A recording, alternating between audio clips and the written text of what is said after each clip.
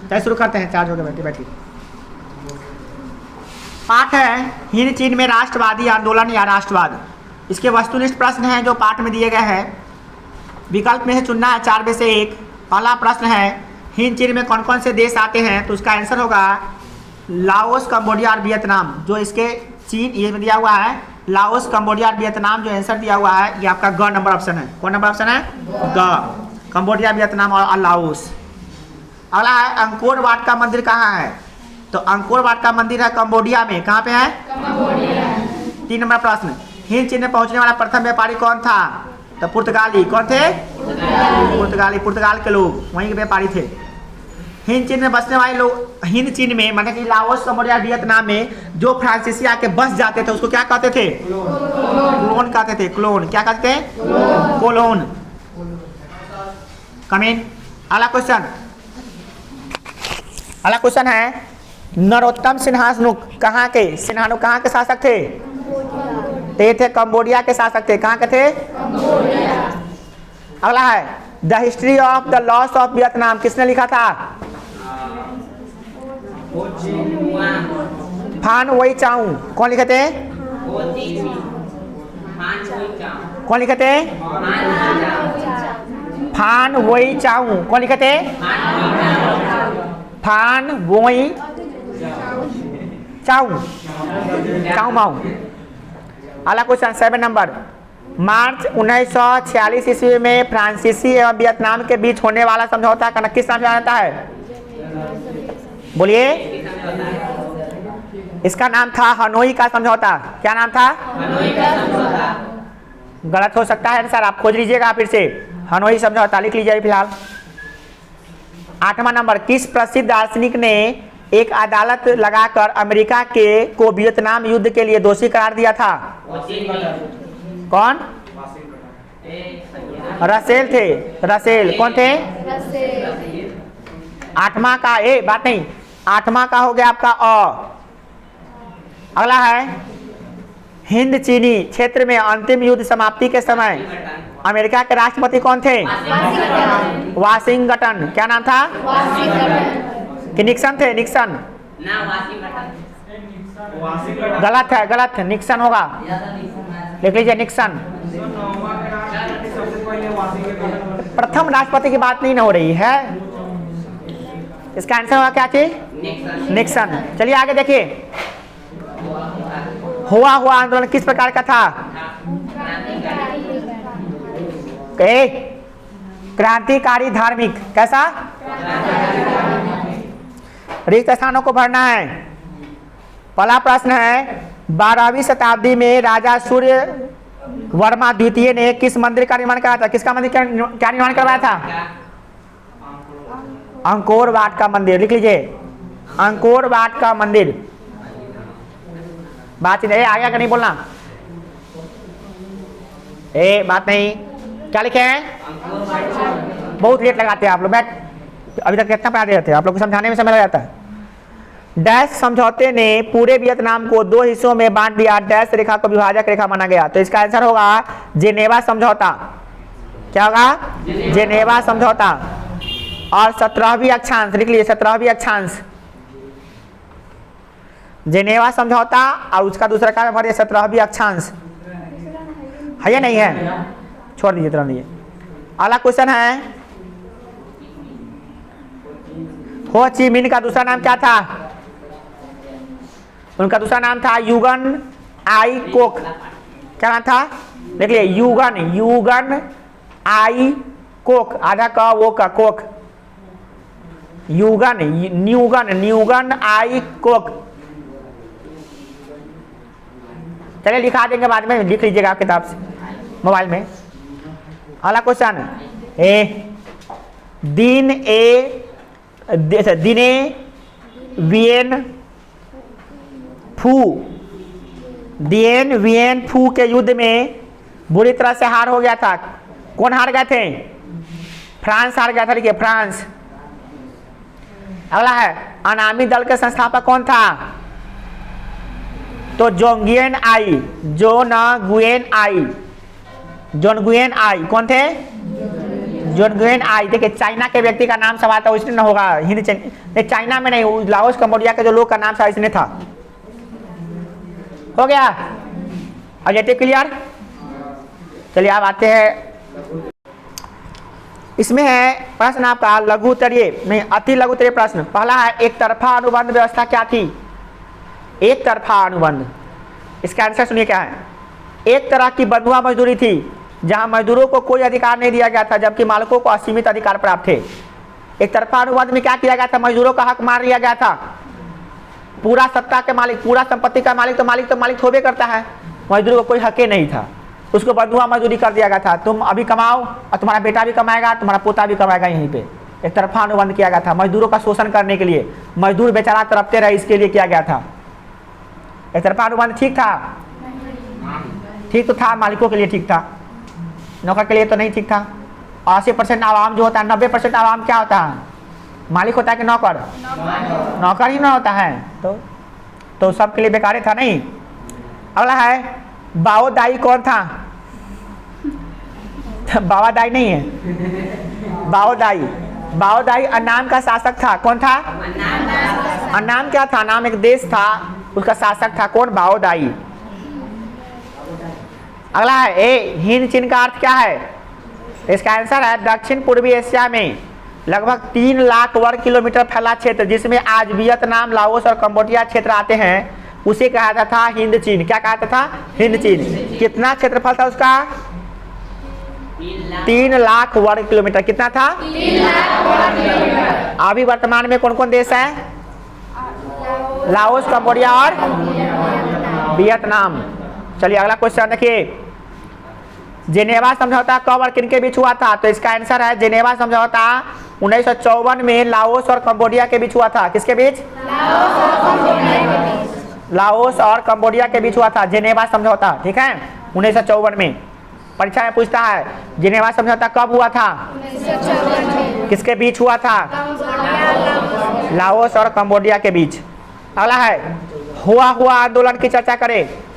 हुआ का मतलब क्या होता है? भोज। अब देखते हैं भोज हो रहा है तो कहता हुआ खा, वो हुआ आंदोलन हो रहा है। देखिए ना भोज होगा ना, तो जो बूढ़े लोग होंगे सब कुछ पता, दाल भात सब्जी रख देंगे तो कहेंगे हुआ खा तू सब पढ़े, आप बाकी सब पढ़े रहते खा। तो वो हुआ आंदोलन हो रहा था का? तो ऐसी कोई बात नहीं है। इसका मतलब क्या? देखिए हुआ एक बौद्धिक धार्मिक क्रांतिकारी आंदोलन था। कैसा था सुनिएगा? बौद्धिक, धार्मिक और क्रांतिकारी। बौद्धिक भी था, धार्मिक भी था और क्रांतिकारी, परिवर्तन करने वाला आंदोलन था, जो सन 1939 ईस्वी में शुरू हुआ। जिनके नेता थे हुइन फू सो, और ये उनके क्रांतिकारी उग्रवादी घटनाओं को अंजाम देते थे जिसमें आत्मदाह तक भी शामिल होता था। एक क्रांतिकारी अंजाम मतलब क्या? कि क्रांति लाने के लिए देश में, लाओस, कंबोडिया और वियतनाम जैसे देश में क्रांति लाना है तो कुछ लोग होंगे ना जो दीवाने होंगे, सिरफिर होंगे, तो वो लोग थे वही। सबसे उनके नेता थे कौन? नेता हुआन फू सो। जैसे यहाँ पे कौन थे? यहाँ पे भी क्रांतिकारी लोग थे, सरदार भगत सिंह, राजगुरु, सुखदेव, चंद्रशेखर आजाद अपने आप को गोली मार ली। बताइए, आप कहिएगा बेवकूफ़ न थे, अपने आप को गोली काला मार लिए। कहते थे कि एगो गोली बचा हुआ है, हम तो हमारा मानना सकता है चारों ओर से अंग्रेज घेर लिया हुआ है, हमारा मानना सकता है एगो गोली बचा हुआ है, तो अंग्रेज की गोली से मरेंगे उससे अच्छा क्या हम अपने गोली मार लेते हैं। सोचिए, है कि नहीं? तो ऐसे क्रांतिकारी थे, अपना गोली अपने मारना बहुत बड़ी बात होती है। तो क्रांतिकारी थे, आत्मदाह भी शामिल, आत्मदाह को भी अंजाम देते थे, मतलब कि वो क्रांतिकारी थे ये सब। अगला है लघु उत्तरीय प्रश्न। इसमें सबसे पहला प्रश्न है हिंद चीन में फ्रांसीसी प्रसार का वर्णन करिए। हिंद चीन में फ्रांसीसी प्रचार कैसे हुआ था? अरे हिंद चीन कह रहे हैं तो कौन देश का नाम याद आ रहा है भाई? 3 देश का नाम आना चाहिए। देखिए बात कब की थी? तो सन 1898 है कि 1998 कि 1498? 1498 की बात हो रही। चलिए देखिए, वास्को डी गामा भारत कब आए थे? भारत में एक पुर्तगाली व्यापारी आए थे जिनका नाम था वास्को डी गामा, और भारत का खोज भी उन्होंने किया था। वास्को डी गामा कब आए थे? 1498 में आए थे। कब आए थे? एक पुर्तगाली व्यापारी थे जिनका नाम था वास्को डी गामा। क्या नाम था? Vasco D gamma. पूछ सकता है भारत की खोज किसने किया था? Vasco D gamma. कब किया था? हाँ, 1498 में। कब किया था? 1498 में। और कहाँ पर आए थे पता है?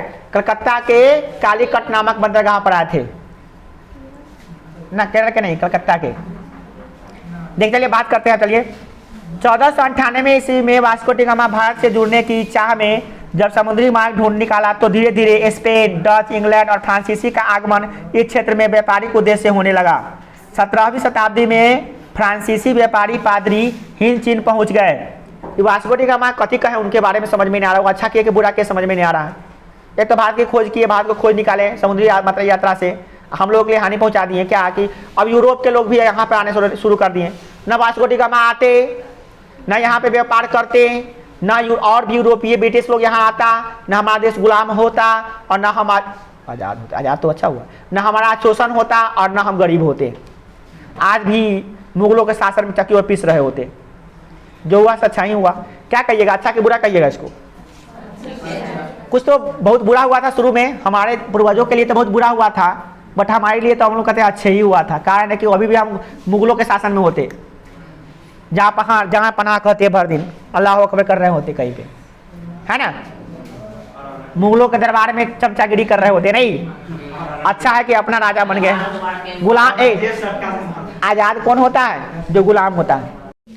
हो ची मिन्ह मार्ग के संबंध में संक्षिप्त टिप्पणी लिखिए। टिप्पणी देखिए, हो ची मिन्ह मार्ग, प्रश्न है हो ची मिन्ह के बारे में कुछ बताना है। देखिए, हो ची मिन्ह का पूरा नाम था युगन आई कोक। क्या नाम था? युगन आई कोक। उसी का नाम था हो ची मिन्ह। क्या नाम था? हो ची मिन्ह। एक वियतनामी छात्र था, स्टूडेंट था। कहाँ का? वियतनाम जो देश है ना, उसी का एक स्टूडेंट था। उस देश में एक स्टूडेंट था जिनका नाम था हो ची मिन्ह। ठीक है, जिसने सन 1917 ईस्वी में पेरिस में साम्यवादियों का एक गुट बनाया। साम्यवादियों का एक गुट बनाया। कहाँ से? उसे प्रेरित होकर, रूसों से, कार्ल मार्क्स से प्रेरित होकर बनाया था गुट। बाद में हो ची मिन्ह शिक्षा प्राप्त करने मॉस्को गया। कहाँ गया? मॉस्को गया। और साम्यवाद से प्रेरित होकर, किसके साम्यवाद? वही कार्ल मार्क्स का साम्यवाद। कार्ल मार्क्स वहाँ रूस में जो काम किया था उसे प्रेरित हुआ, इसको पढ़ के मजा आ रहा था और उसको अपना लिया। ये कौन? हो ची मिन्ह। और 1925 में वियतनामी क्रांतिकारी दल का गठन कर दिया। किसका गठन कर दिया? वियतनामी क्रांतिकारी दल। वियतनाम में क्रांतिकारी दल होगा, वियतनाम में जो भी आएगा, जो भी टकराएगा उसको सीधे उड़ा दिया जाएगा। कौन बनाया? हो ची मिन्ह। परंतु वियतनाम के पर कौन कब्जा कर लिया था? फ्रांस और अमेरिका सब। बताइए, उतना महान देश शासन किया था। आइए, अकेला विद्यार्थी जो है, अकेला विद्यार्थी के पावर देखिए, उठा लिया बीरा के देश को आज़ाद करने के लिए, पूरा क्रांतिकारी का दल बना लिया कि हम लड़ेंगे। जैसे अपने देश में लड़ने के लिए बनाया था ना दल, उसी प्रकार से। अब देखिए क्या हुआ, कार्यकर्ताओं ने के सैनिक प्रशिक्षण में भी व्यवस्था कर ली गई और सबका सैनिक प्रशिक्षण, ये सबको बंदूक चलाना, तलवार चलाना, रक्षा करना, सब प्रशिक्षण ट्रेनिंग दिया जा रहा था। अंततः 1930 में वियतनाम के बिखरे राष्ट्रवादी गुटों को एकजुट कर वियतनाम कांग सान देंग अर्थात वियतनाम कम्युनिस्ट पार्टी की स्थापना की, जो पूर्णतः उग्र विचारों पर चलने वाली पार्टी थी। और वियतनाम हो ची मिन्ह ने ही क्या बना दिया? 1930 में राष्ट्रवादी गुटों का एक दल बना दिया और कहा कि हमारा जो देश है वियतनाम, ये वियतनाम का एक नया पार्टी बनेगा तो इसको कवर करेगा, इसको न्याय दिलाएगा। उसका नाम था वियतनाम कम्युनिस्ट पार्टी। क्या नाम था? वियतनाम कम्युनिस्ट पार्टी की स्थापना की गई। किसने किया था? हो ची मिन्ह ने। और उस प्रकार से उग्र विचारों पर चलने वाली, ये शांत नहीं, मतलब एक थप्पड़ मारेगा तो एक थप्पड़ खाओ, नहीं दो थप्पड़ मारो, ऐसा उग्र विचार वाला था। जैसे अपने देश में था ना, दो दल थे, नरम दल के नेता और गरम दल के नेता। नरम दल के नेता कहते थे कि एक थप्पड़ मारता हूँ ना, दो थप्पड़ खा लिए। अगर एक थप्पड़ मारेगा तो टंगड़ी तोड़ देंगे, है ना। तो गरम दल के नेता थे। जैसे उग्र विचार समझते हैं ना? है उग्र विचार माने क्या? गुस्सा वाला विचार के थे ये लोग, ठीक है ना। चलिए अगला प्रश्न सुनिए ध्यान से। हो ची मिन्ह मार्ग, देखिए ये व्यक्ति इतना अच्छा थे कि इनके नाम से रास्ता बना दिया गया, उसका नाम पड़ गया हो ची मिन्ह मार्ग। जैसे अपने देश में महान व्यक्ति थे महात्मा गांधी, तो पटना में और हाजीपुर के बीच में जो पुल बना उसका नाम था महात्मा गांधी सेतु पुल, है ना पुल, महान व्यक्ति के नाम पे। देखिए तो इसका क्या है? हो ची मिन्ह मार्ग के बारे में बताना है। हो ची मिन्ह मार्ग 2 सितंबर 1945 ईस्वी को वियतनाम लोकतांत्रिक गणराज्य के सरकार के प्रधान बने और बाद में, गलती हो गया, हो ची मिन्ह जो थे ना 2 सितंबर 1945 में, कब 2 सितंबर 1945 में, मतलब हमारा देश का आजाद होने से कुछ साल पहले, 2 साल पहले वियतनाम के लोकतांत्रिक गणराज्य के सरकार बने। क्या बने? सरकार, और प्रधान बन गए, मेन हेड बन गए। बाद में फ्रांसीसी सेना का प्रत्यक्ष मुकाबला न कर पाने की स्थिति में गुरिल्ला युद्ध छिड़ गया। गुरिल्ला युद्ध, गुरिल्ला नहीं था वहां पे। इस युद्ध के लिए मुरिल्ला सैनिकों लाओस और कंबोडिया के रास्ते दक्षिणी वियतनाम पर धावा बोलते थे और पुनः उन्हीं जंगलों में छिप जाते थे। इसी रास्ते से होकर इसी रास्ते को आता था हो ची मिन्ह मार्ग। देखिए एक बात और बताते हैं, हो ची मिन्ह मार्ग बनाया गया था ना, तो अमेरिका क्या करता था कि इसका विकास नहीं हो, तो क्या करता था, अमेरिका बम पटक देता था रास्ता पे कि रास्ता टूट जाए, इसका रास्ता टूटा रहेगा तो आगे जाए आवागमन बंद हो जाएगा। जैसे अभी मान लिए हम लोग को शिमर से निकलने का सारा रास्ता तोड़ दिया जाएगा, तो हम सिमट जाएंगे कि नहीं सिमट जाएंगे? और सिमट जाएंगे तो सारा जितना भी रूट है, जितना भी मुजफ्फरपुर जाने वाला रूट है, चाहे सीतामढ़ी जाने वाला रूट है, चाहे आपका मोतिहारी जाने वाला रूट है, सब बंद कर दिया जाएगा। तो क्या होगा? पूरा तोड़ देगा रोड को पूरा। तो अब जो आतंकवादी घुसेगा अब यहाँ पे, तो अब कौन पुलिस सुरक्षा देने आएगा? रोड नहीं है। अब पहले एयरफोर्स, अभी तो एयरफोर्स है, उड़ के चला गया है, पहले एयरफोर्स नहीं ना था उतना। उन लोगों के पास, इन लोगों के पास तो एयरफोर्स का नाम ही नहीं था, अमेरिका के पास था एयरफोर्स खाली। तो अमेरिका के पास तो बहुत पहले से एयरफोर्स था, छोटा बहुत टेक्निकल में आ गया, अभी भी है। अभी क्या कर, वो क्या किया, बम पटक देता था उस पर, हो ची मिन्ह पर बम पटक दो, लो बम पटक देता था, पूरा रोड तोड़ देता था। और वहाँ के वियतनाम के लोग चुप नहीं बैठे थे, तो आज रात को रोड तोड़ता था और 2 दिन में रोड बना के रख लेता था। वो तोड़ता था, वो बनाता था। ये सब एक दल था जो हो ची मिन्ह का जो लोग थे, समझे ना, क्रांतिकारी लोग सब कहते थे हमारे देश का तू रोड तोड़ेगा, तू तोड़ते जाओ, हम बनाते जाएंगे। वो खूब तोड़ता था, खूब बनाता था, बहुत बार ऐसा तोड़ा गया। अमेरिका बहुत तोड़ा उस रोड को, और फिर एक बार टूटले नहीं रहे, हर बार बना देता था। ये सब कौन? वियतनाम के लोग सब। अच्छा है, ऐसा सीख लेना चाहिए हम लोगों पे। जब देश की सरकार नहीं कराता, जनता को भी भाग लेना चाहिए उसमें, ठीक है ना। चलिए अगला प्रश्न देखिए, अमेरिका हिंद चीन में कैसे घुसा? चर्चा कीजिए। अमेरिका हिंद चीन में कैसे घुस गया? ये ना है? हाँ, अमेरिका हिंद चीन में कैसे घुसा? कैसे घुस गया उसमें? हाँ तो लिखा गया है, लिख लीजिएगा। देखिए 1945 में, दुनिया ध्यान सुनिएगा, 1945 ईस्वी में वियतनाम के गुरिल्ला के हाथों में तो चीन के प्राय सारे क्षेत्र नियंत्रण में आ गए थे, जबकि द्वितीय विश्व युद्ध की स्थिति में बदलने की वाली पर्ल हार्बर पर जापान के आक्रमण के साथ ही अमेरिका युद्ध में शामिल हो गया। अमेरिका जो फ्रांस का समर्थन कर रहा था, सीधे सुनो हिंद चीन में उतरना चाह रहा था। देखिए हिंद चीन में किसका कब्जा था? फ्रांस का कि अमेरिका का? अमेरिका कह रहा था कि फ्रांस तुम्हारा बहुत शोषण कर लिया, अब हट हमारा शोषण करे दे। अब फ्रांस अपना मौका आजमा रहा था। देखिए क्या कर लिया, अमेरिका जो फ्रांसीसी का समर्थन कर रहा था, पहले कहा फ्रांस तू कब्जा करो, अब बाद में उसी पर धावा बोलना शुरू कर रही भी। अब क्या किया, साम्यवादियों के विरोध में उसने घोषणा कर दी। क्या कर दिया, हिंद चीन में साम्यवादी प्रभाव को रोकने के लिए अमेरिका संकल्प ले लिया कि हम उसको साम्यवाद को रोक देंगे, वहां पे राष्ट्रवादी आंदोलन को नहीं होने देंगे, रोक देंगे। मतलब कि हम जो है ना हिंद चीन को आजाद नहीं होने देंगे, हम गुलाम बना के रखेंगे। कौन सोच लिया? सोचा ही नहीं, कसम खा लिया, तो ताकि अब हम उस हिंद चीन में आजाद होने ही नहीं देंगे, कर लिया। और क्या किया, और उसके प्रश्न है हिंद चीन उपनिवेशवाद का स्थापना का उद्देश्य क्या था? मैं हिंद चीन में उपनिवेश की स्थापना हुआ था तो उसका उद्देश्य क्या था? सबसे फर्स्ट ऑफ ऑल बात, क्या उपनिवेशवाद, उपनिवेश किसे कहते हैं? जब कोई शक्तिशाली देश कमजोर देश को अपना गुलाम बना लेता है, उसका शोषण करने के लिए, उसका खून चूसने के लिए, गरीबों को सताने के लिए, वहां से धन लूटने के लिए, उसको कहते हैं उपनिवेश बना लिया है। क्या कर लिया है? ठीक है। और ऐसी जो भावना होती है कहलाती है उपनिवेशवाद। क्या कहलाती है? उपनिवेशवाद। तो हिंद चीन में अगर उपनिवेश की स्थापना हुआ था तो इसका उद्देश्य क्या था? अरे भाई हिंद चीन में क्या, पूरे दुनिया में कहीं पे भी उपनिवेशवाद का जन्म हुआ होगा, स्थापना हुआ होगा, तो उसका उद्देश्य क्या रहा होगा? शोषण करना। क्या था उद्देश्य? शोषण करना। किस तरह का शोषण? आर्थिक शोषण, सामाजिक शोषण, और बाद में राजनीतिक शोषण भी और सांस्कृतिक शोषण भी। जितने तरह के शोषण कह लिए, सारे शोषण करने के लिए तैयार हो जाते थे। कौन? जो उपनिवेश बनाते थे। किसका शोषण करते थे? जो उपनिवेश बनता था। जैसे भारत एक उपनिवेश था, किसका? इंग्लैंड का, ब्रिटिश अंग्रेजों का गुलाम था, तो उपनिवेश था, तो इसका शासन भारत का कौन करेगा? इंग्लैंड ही किया था ना। तो अब यहाँ पे बात आ रही है कि भाई स्थापना का उद्देश्य क्या था। तो इस प्रश्न का जवाब तो आप ऐसे ही लिख सकते हैं कि क्या उद्देश्य हो गया, एक मोटा मोटी तौर पे समझ गए ना कि क्या उद्देश्य होगा। कोई भी देश किसी को उपनिवेश बनाता है तो उसका उद्देश्य क्या होता है? तो एक उद्देश्य तो क्लियर है, क्या? शोषण करना है ना भाई, उसका किसी तरह से डिमोरलाइज कर देना, शोषण कर लेना है, ये उद्देश्य तो फिक्स है। इसके अलावा भी उद्देश्य हो सकते थे क्या? वो देखते हैं क्या होता है।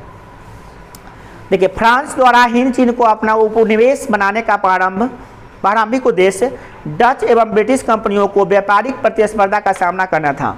इसका मतलब ये है कि हिंद चीन में डच और ब्रिटिश, ध्यान दीजिएगा, डच और ब्रिटिश, कौन?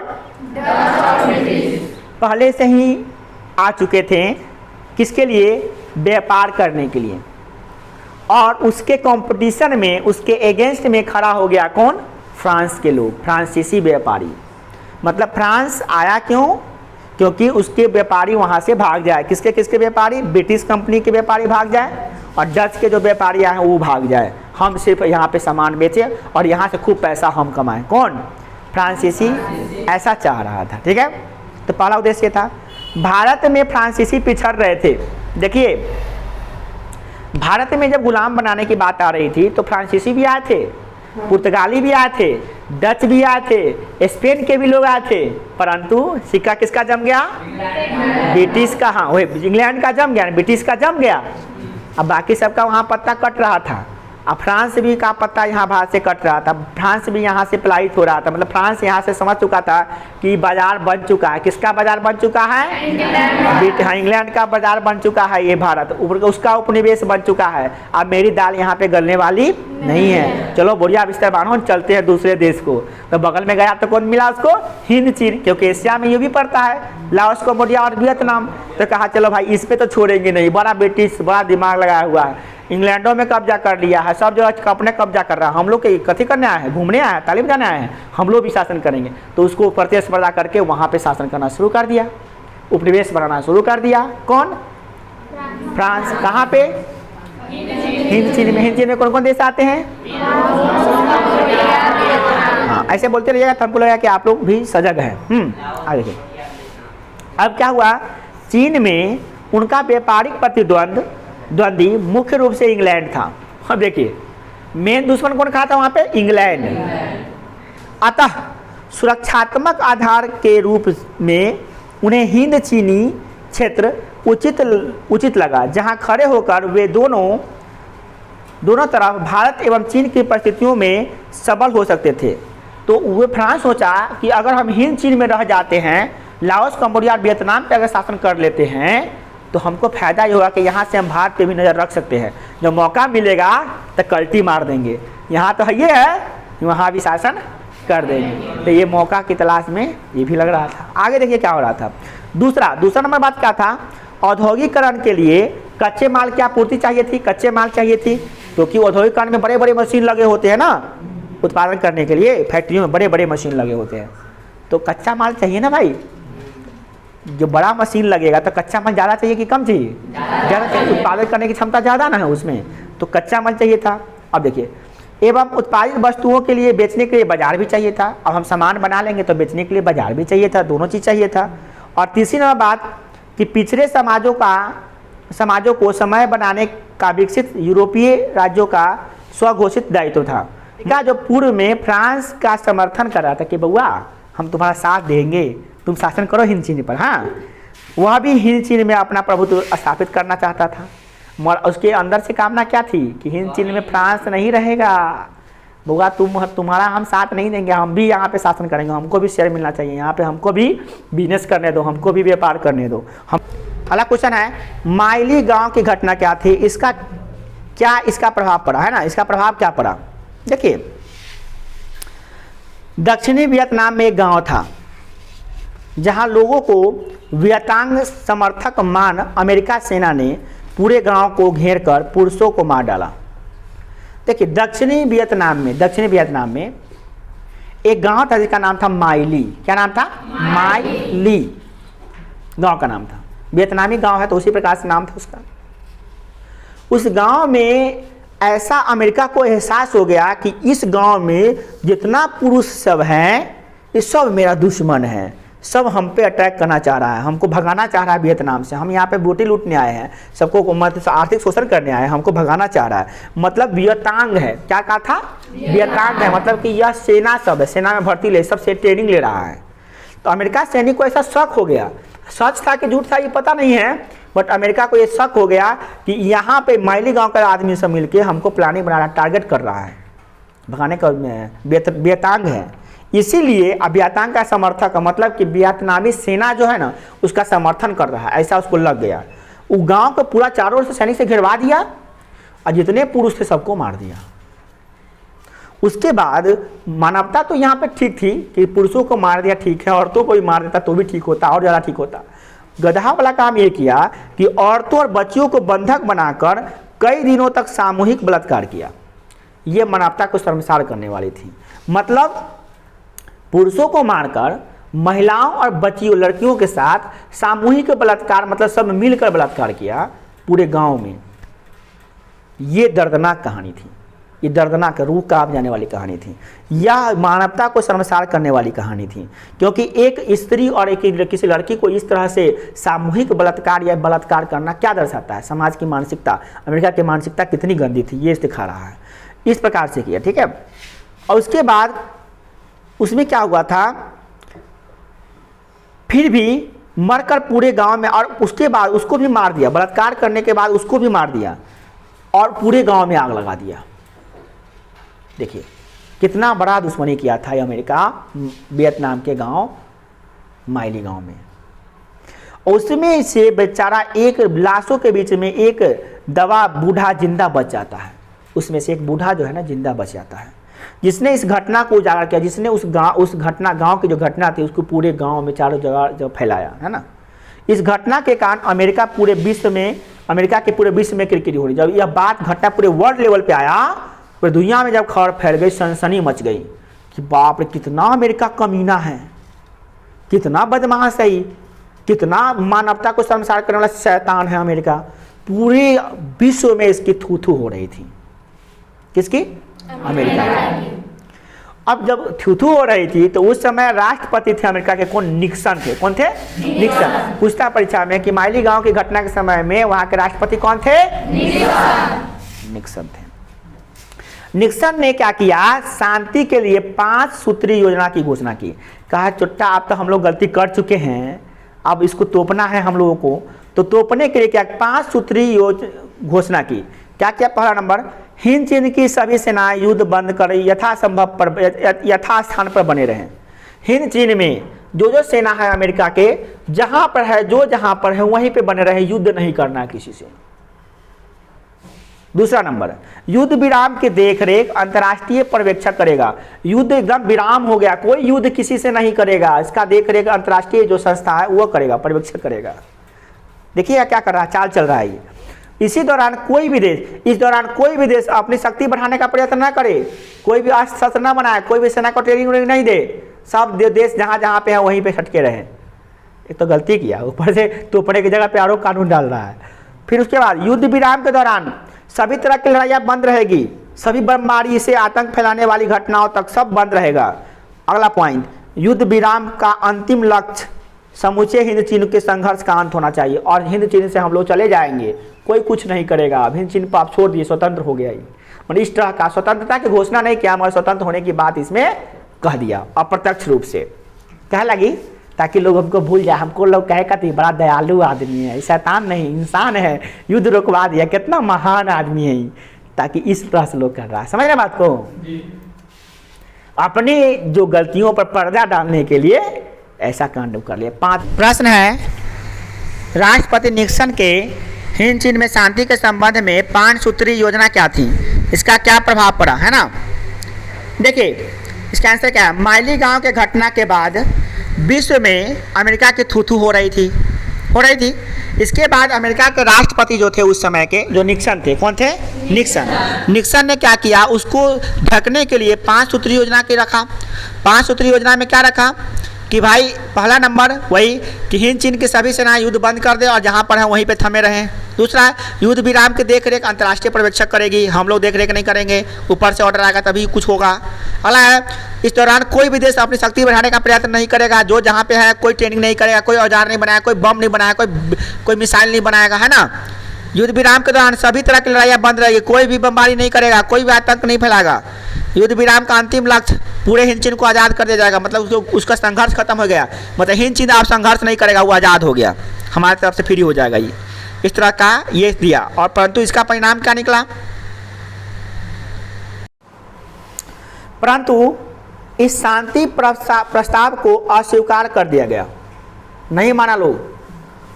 अमेरिका सेना, देखिए अमेरिका की सेना क्या किया, थोड़ा देर माना, उसका क्या किया, अमेरिकी सेना पुनः बमबारी शुरू कर दिया। तो अमेरिका के राष्ट्रपति ये कह रहा है कि युद्ध मत करो, हम सब विराम कर दिए, 5 सूत्री मांग रखा। अमेरिका के राष्ट्रपति का वैल्यू कुछ नहीं दिया। अमेरिका के सेना फिर बमबारी करना शुरू कर दिया, जहां तहां बम पटकता था हिंद चीन में।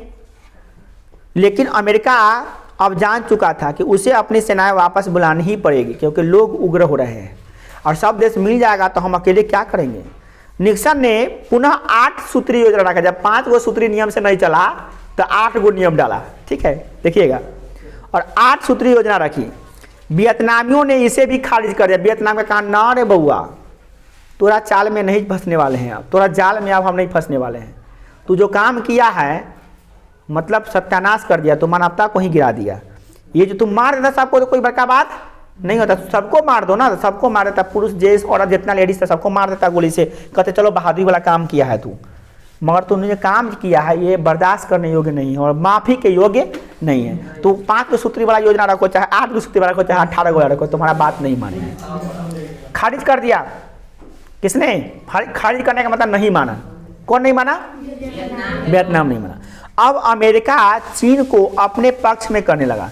चीन को कहा भैया तू साथ देना तेगा है ना। तो वियतनामियों को चीनी धोखा का अंदेशा, वियतनामियों को ऐसा लगने लगा कि चीन हमको धोखा देने वाला है। चीन भी बगले में था, चीन के बगले में ही सब पड़ता है, ठीक है। 24 अक्टूबर 1972 को वियतांग, उत्तरी वियतनाम, अमेरिका, दक्षिणी वियतनाम में समझौता तय हुआ, परंतु दक्षिणी वियतनाम ने आपत्ति जताई और पुनः वार्तालाप के लिए कहा। दक्षिणी वियतनाम तैयार नहीं हो रहा था, क्योंकि दक्षिण वियतनाम का एक गांव की घटना हुई थी और उस देश का मतलब उस देश में, दक्षिणी वियतनाम में गांव था माइली, उसी गांव में एक घटना हुई थी और उस दक्षिणी वियतनाम कैसे मान लेगा? नहीं माना वो, है ना। कहा कि फिर से बात करने के लिए बात किया। वियतांग ने इससे अस्वीकार कर दिया, वियतांग इसको अस्वीकार कर दिया। इस बार इतने बम गिराए गए कि जिनकी कुल विध्वंसक शक्ति हिरोशिमा में प्रयुक्त परमाणु बम से भी ज़्यादा की गई। मतलब हिरोशिमा में परमाणु बम गिराया था अमेरिका, याद है ना? हिरोशिमा और नागासाकी पे बम गिराया था कौन? अमेरिका। परमाणु बम गिराया था, वही परमाणु बम गिराया है अभी ना, परमाणु बम गिराया था और उससे भी खतरनाक इतना बम गिराया वहाँ पर, कहाँ पे? वियतनाम पे, दक्षिण वियतनाम पर लगभग अमेरिका की परमाणु बम से भी खतरनाक प्रभाव डाला, इतना बम गिराया। अब बहुता बम गिरा देंगे, करोड़ों बम गिरा देंगे तो परमाणु बम जैसा ना हो जाएगा। तो इस तरह से हो गया, है ना, नहीं समझे? अब 1 लाख मिठाइया फटका उड़ाएंगे तो 10 गो बम से ज़्यादा, चाहे बम से प्रभाव ज़्यादा नहीं पटाएगा, सही डर लगा देगा, है कि नहीं? 1 लाख लगा देंगे, है ना, तो कहने का मतलब बहुत बड़ा भयंकर हो जाएगा। उस तरह से कर दिया वो, है ना। अब क्या हनोई भी इस बमबारी में ध्वस्त हो गया। हनोई समझते हैं? हनोई वियतनाम में ही शहर था हनोई, वो भी ध्वस्त हो गया, खत्म हो गया पूरा। वहाँ के लोग वो सब जान माल, जितने घर पेड़ पौधा सब खत्म। उसका क्या हुआ? परंतु वियतनामी डटे रहे, वियतनामी के जो सेना थे डटे रहे, हार नहीं मान रहे थे। अंततः 27 फरवरी 1973 को पेरिस में वियतनामी युद्ध की समाप्ति पर समझौता का हस्ताक्षर हो गया। समझौते के मुख्य बातें थी, युद्ध समाप्ति के 60 दिनों के अंदर अमेरिकी सेना वापस हो जाएगी, उत्तर और दक्षिणी वियतनाम पर परस्पर सलाह करने का एकीकरण का मार्ग खोजेंगे, अमेरिका वियतनाम को असीमित आर्थिक सहायता देगा।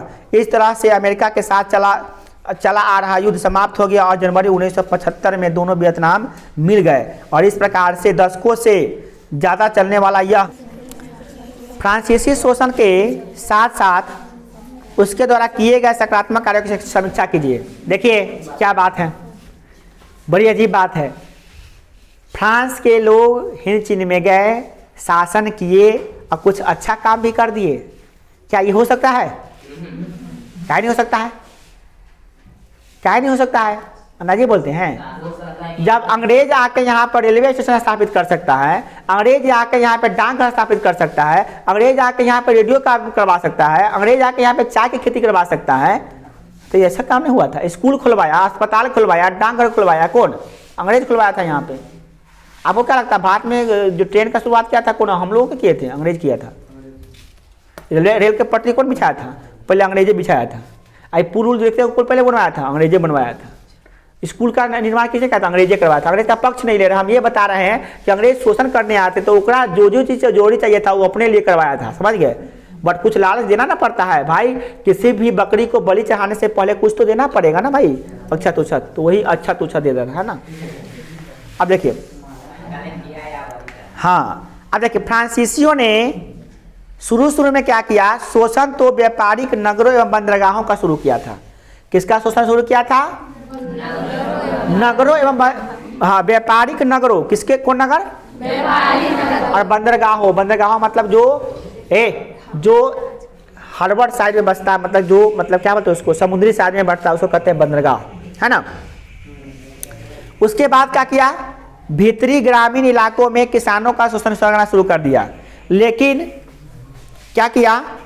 तो उनके जीवन को मतलब क्या किया था?